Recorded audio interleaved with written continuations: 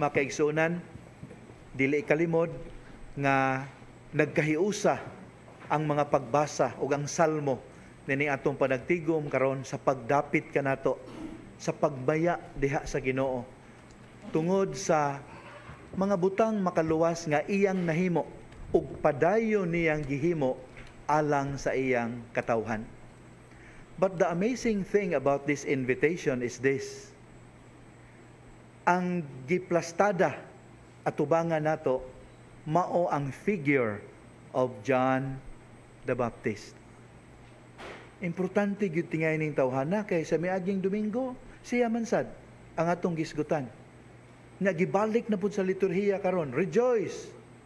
But look at John the Baptist.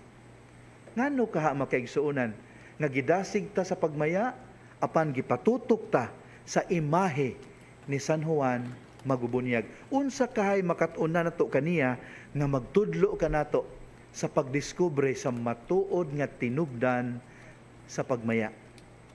Makaigsuonan, matud pa sa mga batid sa kasulatan, mas daghan pa og nasulat ang mga pagan historians mahitungod kang Juan Magbubunyag kay ni Kristo. Usa sa mga maong pagan historian si Josephus. Daghan pa siyang nasuwat mahitungod kang San Juan Magbubunyag kay ni Kristo mismo. Ngano ka? Matud pa sa ilang analysis, ingon ni ana kabantugan si Juan Magbubunyag.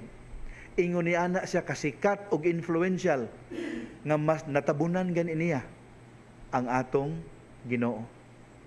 Nya rightly so kay nga nawa ang pagwali ni Juan Magbubunyag grabe kayo, powerful. Way lipod-lipod, walay political correctness. Hinumdum mo katunay mi daghan nagpabunyag niya na miduol to mga Pariseo, mga pangulo sa mga Hudiyo. Unsa gisultan niya, niingon siya, "Ay, salamat na amo." Si ingon niya, mga pakaron ingnon, nagtuo mo, makaiskapo mo sa silot. Kuyaw tawana, why political correctness? Why lipod-lipod? Powerful in words and in deeds. Yeah, not only that, ang iyahang lifestyle was a very unique visual aid. Ang iyahang attire, lahi. Ang iyang pagkaon, lahi. Ang iyang hitsura, lahi. Dili ordinary. So, makasabot kita nga sikat yung ay siya. Nga tungod niya na makigsuunan, daghan ang nagdahom nga siya mao si Elias. Daghan ang nagdahom nga siya mao ang usa sa mga propeta nga gipanagna nga moabot. People had the impression nga inani siya. Kung kita pa'y Juan Magbubunyag, pwede kayong atong ilaron ang mga tao. He could have confirmed all those perceptions about him. Ikaw ba si Mone? Yes. Ikaw ba Mona? Yes. Pwede kayo.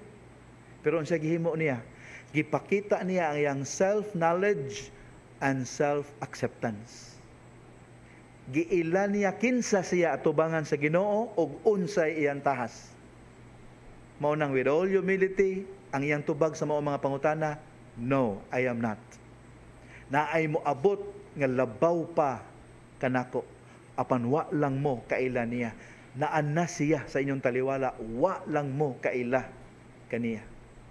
Makaigsunan, unsay leksyon makuha nato niini? We need self-knowledge, self-acceptance, aron mabag-o nato ang atong tinuorayng kalipay. Kanang gitawag natog joy, dili lang happiness, kundi joy. Unsay mahitabo nato kung wala tay self-acceptance, wala tay self-knowledge? We begin to imagine delusional concepts about greatness about ourselves. Magtuo ta nga nakasandal ta sa pader. Nagtuo ta nga the world gravitates towards us. O unsay mahinabo, we become self-centered. And self-centered people, self-engrossed people are unhappy people. Nganuman, gradually they will discover that the world does not gravitate towards them. They are not the center of the world. Gradually they will discover that. Nya mag-uol na sila.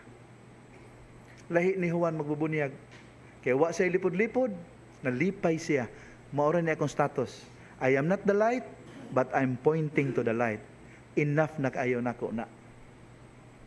Sa panultihon pa natong moderno, always a bridesmaid, never a bride. Pero okay ra niya. I'm just pointing to the light. Enough na kaayo nako na. Importante kayo ang self-knowledge. Pangutana, nakailata sa atong kaugalingon, atong mga kahuyangan, o ang ato ang mga strengths, atong gidawat ba, lakip ang atong mga kahuyangan, and we do something about it? O magsige tag kumparar sa atong kaugalingon ngadto sa uban? Unya magsige tag ingon, if only I were like him. Maayo untag ingon ni Ana sagko. No, gihagit ta karon. Sama ni Juan mabubunyag with all honesty. Iyang gidawat ang iyang true identity and he accepted his mission in life. Kinsa man da kuno tabi atubangan sa Dios. Kinsa man ta? O klaro kayo, dili ta Dios. Mabitong usaray Dios nato, dili ta Dios. Sa ato pa, dili ta hingpit na atay mga kakulangan.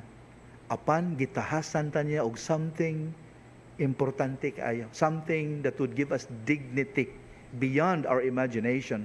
Ug unsa man kana, to become the light of the world and the salt of the earth.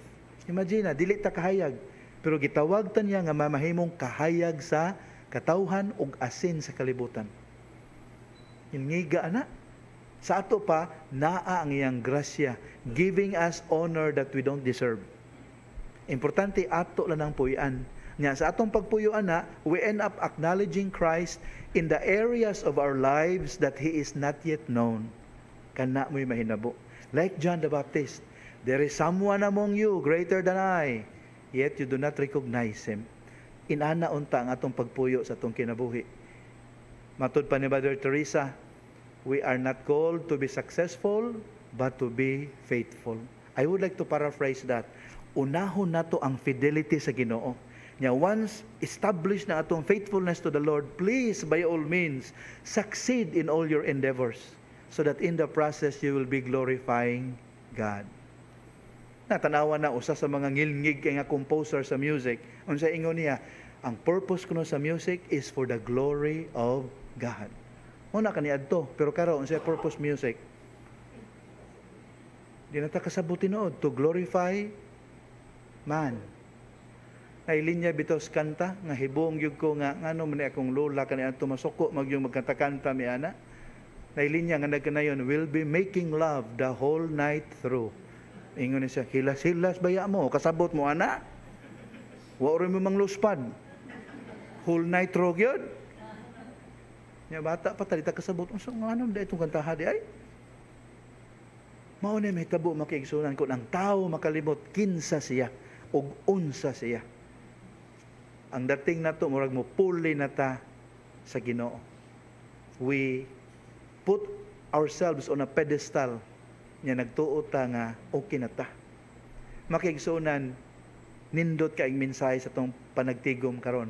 Kung gusto ta magmalipayon, atong ilhon kinsa ta nya ang atong mission di ay mao ang pagpaila sa Ginoo. Mao na makigsunan nga nakoy nahinumduman nga sugilanon, di ako na usa ka simbahan nga ecumenical kay sila kanabang ila jong kutob sa mahimo ilang dapiton ang tanan lakip na ang dili mo tuo. Muna nga usa to ka Christmas Day nagbutang sila dako kay greetings dito sa ilahang bulletin board. To our Christian brothers and sisters, Merry Christmas. To our Jewish friends, a blessed Hanukkah. Sabot man tinawag ng Hanukkah, di ba? Mamunay piyestas mga Hudiyo, nga mura Disyembre po sa Ulugon, renewal, rededication of their temple. Okay? Ikatulong, hagigbutang dito, for atheists, good luck. Dili lang tayo maingon, good luck ha, sa itong mga kaigsuunan nga wa pa kaila kang Kristo. We find ways to bring them to acknowledge Christ. Kadto mga nangluod sa simbahan, yan atong mga kailan ni sila, atong pangitaag paagi nga maulian. Kadtong nagpalayo sa mga sakramento, atong dasigon nga sa makausap pa masubsub silang mudawat sa mga sakramento. We just don't say good luck ninyo. Kamo na lay bahala sa imong kalingon. No. We are our brothers and sisters keepers. Like John the Baptist, we point to the light and we lead people to the light. And in the process, we humble ourselves and Christ is glorified. Amen.